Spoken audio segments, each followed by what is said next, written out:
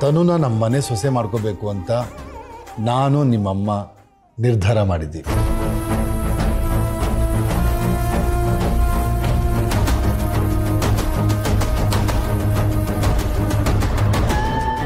ಮಾವ ನನ್ನ ಹತ್ರನೂ ಅಭಿಪ್ರಾಯ ಕೇಳ್ದ ಹಾಗೆ ಈಗ ವಿಶ್ವನ ಹತ್ರನೂ ಕೇಳ್ತಿದ್ದಾರೆ.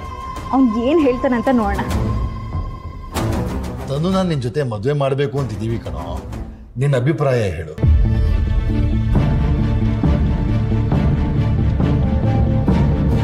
ಅಪ್ಪ, ತನುನ ಆ ದೃಷ್ಟಿಲಿ ನಾನು ಯಾವತ್ತೂ ನೋಡೇ ಇಲ್ಲ.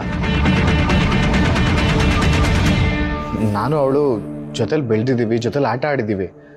ಅವಳನ್ನ ಒಬ್ಬ ಸ್ನೇಹಿತಾಗಿ ಅಷ್ಟೇ ನಾನು ನೋಡ್ತಾ ಇದ್ದೀನಿ. ಹೆಂಡತಿಯಾಗಿ ಯಾವತ್ತೂ ಕಲ್ಪನೆ ಮಾಡ್ಕೊಂಡಿಲ್ಲಪ್ಪ.